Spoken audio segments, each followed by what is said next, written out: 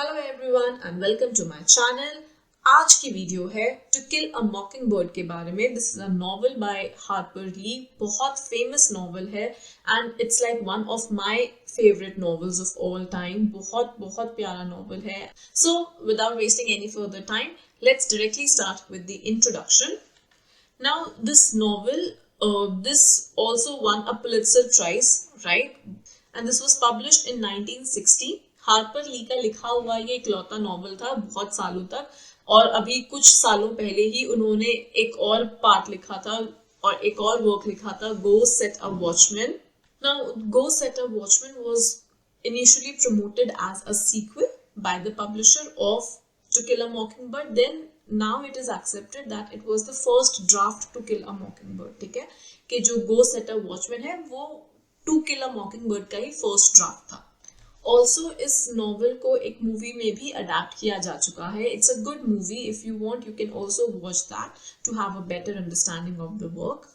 Talking about the historical context, तो क्या हुआ था 1931 में 9 ब्लैक टीनेज बॉयज थे और उनको रेप के लिए अक्यूज किया गया था बाय 2 वाइट गर्ल्स. एंड जो ट्रायल्स था इन लड़कों का वो 6 साल तक चला था. एंड काफी कन्विक्शंस हुए वहां पर, रिवर्सल्स थे एंड बहुत सारे रीट्रायल्स हुए वहां पर. तो इन ट्रायल्स को नाम दिया गया था द स्कॉट्सबोरो ट्रायल्स. एंड ये जो ट्रायल्स थे दे मेड नेशनल हेडलाइंस, और काफी जो डिबेट था अमेरिका में रेस और रेसिज्म के बारे में, दैट वाज इंटेंसिफाइड. अल्टीमेटली 6 साल बाद ट्रायल्स के क्या हुआ था कि, और उस टाइम पर उन लड़कों को जेल में रखा गया था. एंड डिस्पाइट द फैक्ट कि उनमें से जो एक लड़की थी उसने अल्टीमेटली जो अपना बयान था, जो उसकी टेस्टिमनी थी, वो चेंज कर दी थी. एंड शी क्लेम्ड कि एक्चुअली में कोई रेप नहीं हुआ था, पर स्टिल जो 9 में से 5 लड़के थे उन्हें रेप के लिए कॉन्विक्ट किया गया था. And these are the cases. This case like is said to have inspired To Kill a Mockingbird, because यहाँ पर भी जो एक कैरेक्टर है टॉम रॉबिन्सन, उसको टारगेट किया जाता है. Actually he is also a target of a false and racially motivated rape accusation. ठीक है, बुक के अंदर. सेटिंग की बात करें नॉवल की, तो जो नॉवल है it is set in Maycomb Alabama. Place है अमेरिका में एंड ड्यूरिंग द इयर्स 1933 से 1935 के बीच में. और ये जो साल है ना 33 से 35 के बीच के जो टाइम है ये वाला, तो यहाँ पर this is situated like in 2 important periods of American history. एक है द ग्रेट डिप्रेशन और दूसरा है the gym crow era. Now, जो Great Depression है, that is reflected in the poverty that affects all the residents of Macomb, right? और in fact जो ये Finches हैं नॉवल के अंदर, Atticus Finch और जो उसके बच्चे हैं, they are also obviously like, although they are better off than many of the other citizens in the area, but still they are ultimately poor, right? Also जो एक दूसरा era मैंने बताया, that is the Jim Crow era. ये जो gym crow era है, ये जो टर्म है, ये डिस्क्राइब करता है the time from the late 19th century until the mid 1960s, जब जो ये ब्लैक लोग थे यूनाइटेड स्टेट्स में, उनको स्लेव्स तो आप नहीं बना सकते थे, you could not hold them in slavery, लेकिन जो लॉज थे वो इन ब्लैक सिटीजन्स के लिए जो सोशल, पॉलिटिकल और इकोनॉमिक पॉसिबिलिटीज थी उनको लिमिट करते थे. उनके लिए बहुत ज्यादा ऐसी कोई पॉसिबिलिटीज अवेलेबल नहीं थी सोशल, पॉलिटिकल और economic to the black citizens. And ये चीज याद रखें कि जब हार्पर ली ने ये नॉवल लिखा था इन द लेट 50s, तो ग्रेट डिप्रेशन तो तब तक खत्म हो गया था, पर जो जिम क्रो लॉज थे वो स्टिल प्रेजेंट थे in substantial portions of the American South. जो अमेरिका में साउथ पार्ट था, जैसे इंडिया का नॉर्थ इंडिया और साउथ इंडिया रहता है ना, तो इसलिए जैसे अमेरिका में जो साउथ पार्ट था वहां पर.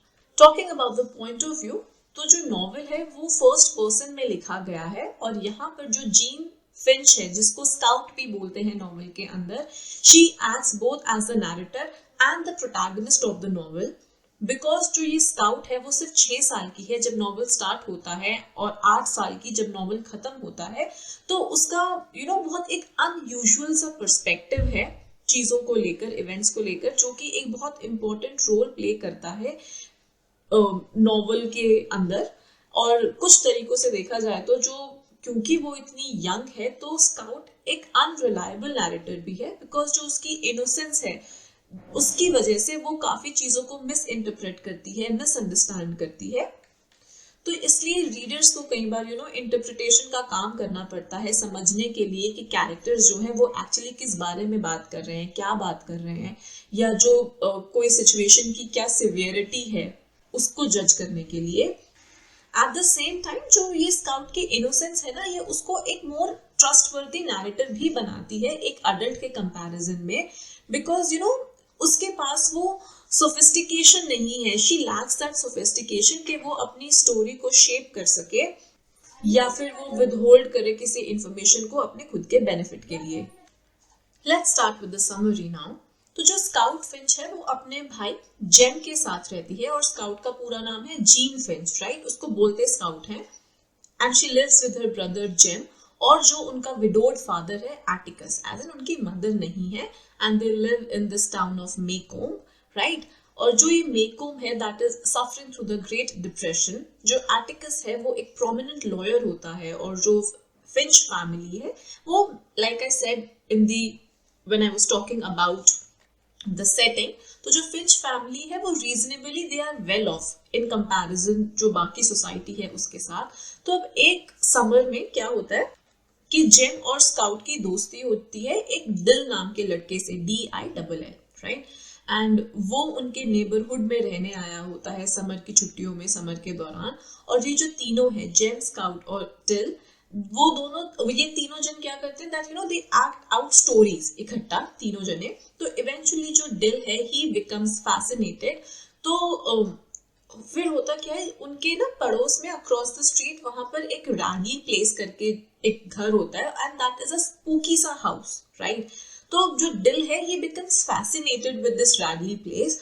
ये जो घर है this is owned by mister Nathan Radley, जिसका जो भाई है अर्थर, और उसका निकनेम होता है बू। अर्थर को निकनेम दिया जाता है Boo. And this house it is owned by mister Nathan Radley, जिसका जो भाई है अर्थर वो वहां पर काफी सालों से रह रहा है बिना बाहर आए। So this Arthur he has been living right inside this Radley place without coming outside. अब जो स्काउट है वो पहली दफा स्कूल जाती है उस ऑटम के सीजन के दौरान, एंड शी हेट्स इट। अब उसको और उसके भाई जेम को कुछ गिफ्ट्स मिलते हैं एपरेंटली, जिन्हें छोड़ा गया था एक जो ट्री होता है ना, उसमें जो नॉट होल होता है वहां पर छोड़ दिया गया था उन गिफ्ट्स को, and that tree was on the Radley property. ठीक है, अगली समर वापस आता है डिल, और वही ये तीनों जने, डिल, स्काउट और Jem, they again they start to act out the story of Boo Radley. Remember, Arthur Radley is Boo Radley, right?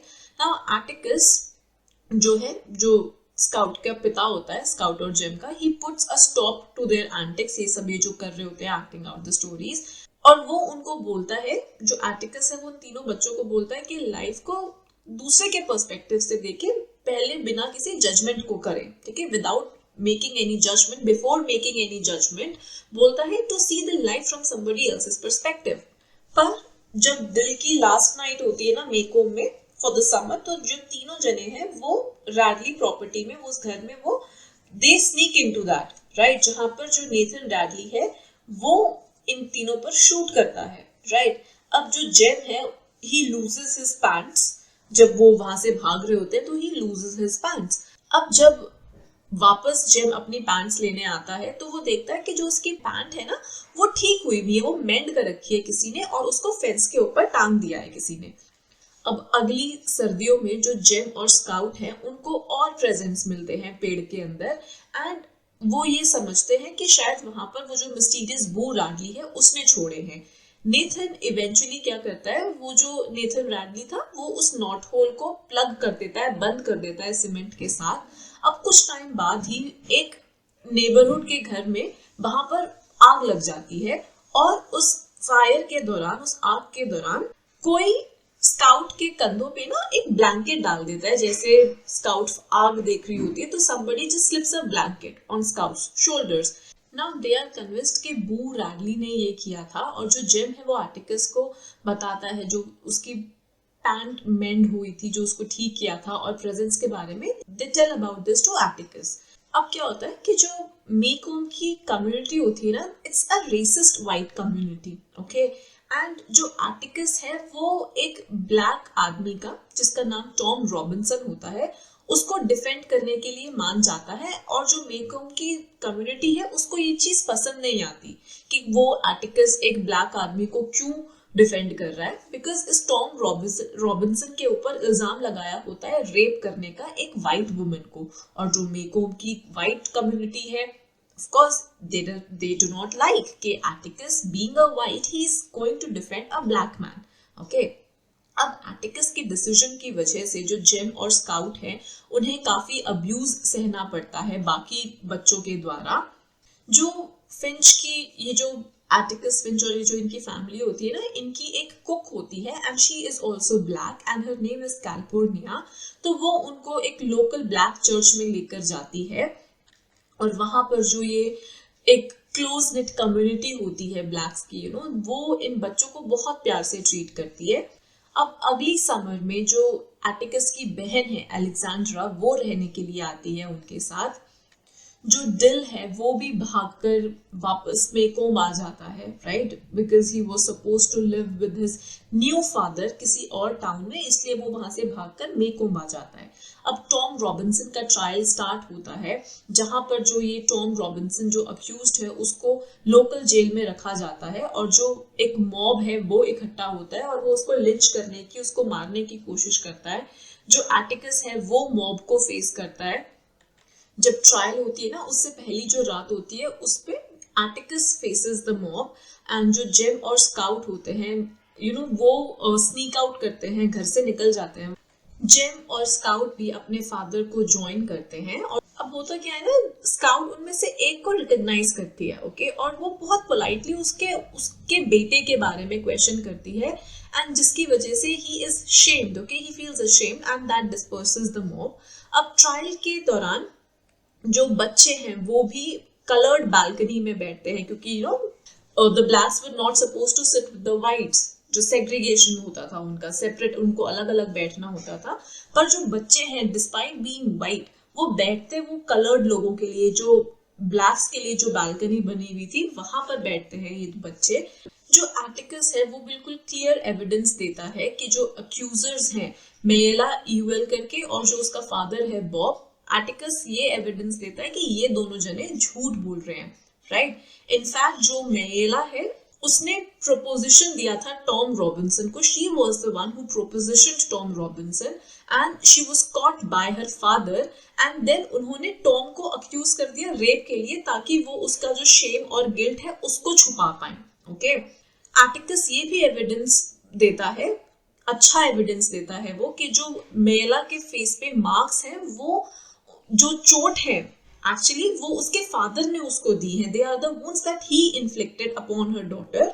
जब उसके फादर ने अपनी बेटी को टॉम के साथ डिस्कवर किया तो ही कॉल्ड हर अ होर एंड उसको बहुत मारा पीटा उन्होंने।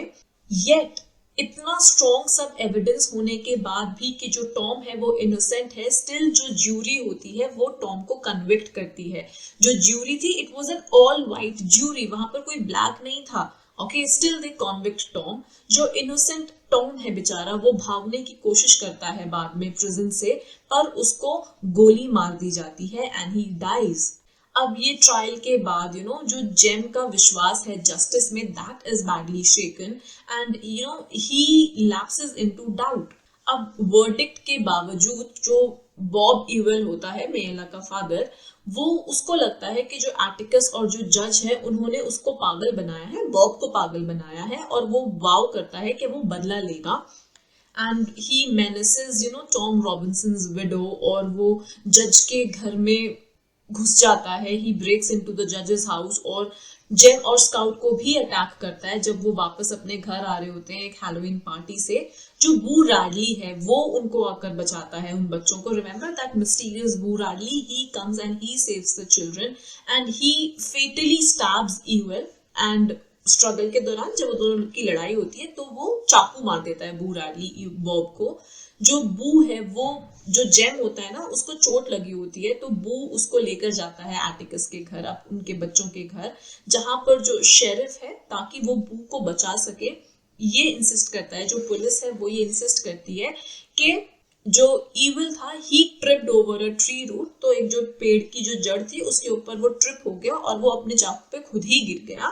तो स्काउट के साथ कुछ देर बैठता है बू रैडली एंड देन वंस अगेन वो वापस अपने घर चला जाता है, अपने रैडली हाउस में। लेटर जो स्काउट है उसको ये लगता है कि शी कैन फाइनली इमेजिन कि लाइफ कैसी है बू के लिए। he has become a human being to her at last, okay, जो finally उससे पहले they did not know who Boo Radley is, वो क्या है क्या नहीं, but finally he has become a human being to her। और इस रियलाइजेशन के साथ जो स्काउट है वो अपने पापा की जो एडवाइस थी कि सिंपैथी रखें लोगों के लिए और उनको समझे, लोगों को अंडरस्टैंडिंग रखें, she embraces that advice of her father and she demonstrates कि जो उसके एक्सपीरियंसेस हैं ये हेट्रेड और प्रेजुडिस के साथ, वो उसकी जो ह्यूमन गुडनेस में जो उसका विश्वास है, they will not shake that, and that is how the novel ends. Book की एक सबसे इम्पोर्टेंट थीम जो है वो है कि जो गुड और इविल है वो कैसे दोनों को एग्जिस्ट करते हैं। तो जो नॉवेल है वो एक्सप्लोर करता है मॉरल नेचर इंसानों का, कि क्या लोग इसेंशियली जो हैं वो अच्छे होते हैं या इसेंशियली बुरे होते हैं, इविल होते हैं। जो एटिकस है he plays the role of a teacher अपने बच्चों के लिए और उस टाउन के लिए भी।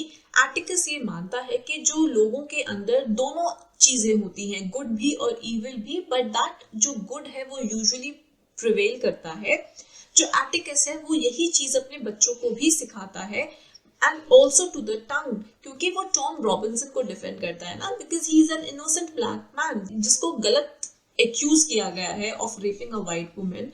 और ये जो मेकॉम है ना, ये एक रेसिस्ट टाउन है और यहाँ पर ऐसे आदमी को डिफेंड करना, एक ब्लैक आदमी को डिफेंड करना, that is a Herculean task.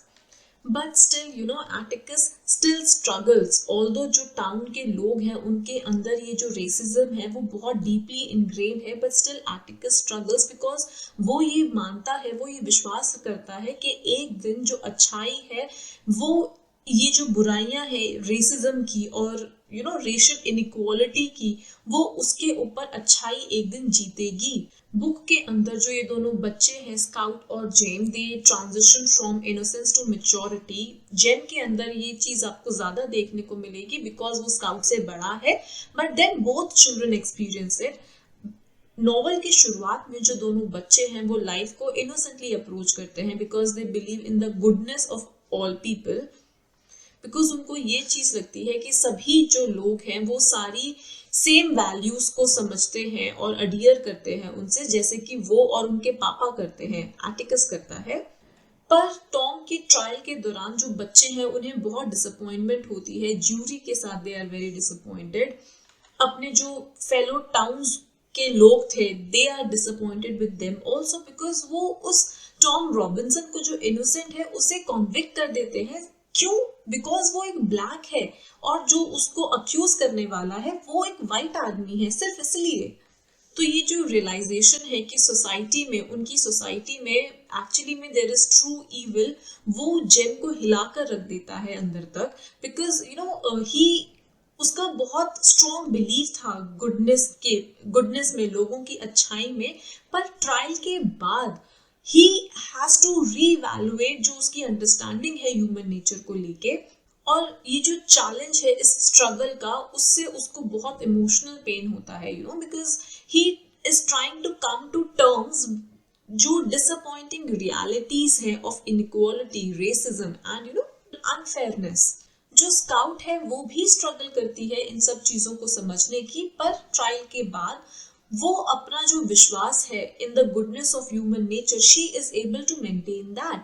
Novel के एंड में जो दोनों बच्चे हैं they are faced with true evil, because जब बॉब उनको मारने की कोशिश करता है, रिमेंबर जो एक्चुअली में अच्छाई है, जो ट्रू गुडनेस है, दैट इज एम्बॉडीड इन बू रैडली जो कि उनको बचाता है, राइट। तो ये जो फाइनल कॉन्फ्लिक्ट है ये अच्छाई और बुराई में, between the good and evil, between these opposing forces, इस फाइनल कॉन्फ्लिक्ट में it is the goodness that prevails. So that would be it about To Kill a Mockingbird. I hope you liked the video, and in case you did, then do not forget to like, comment, share and subscribe. You can also connect with me on my social media, the links to which you will find in the description box below. Thank you so much for watching.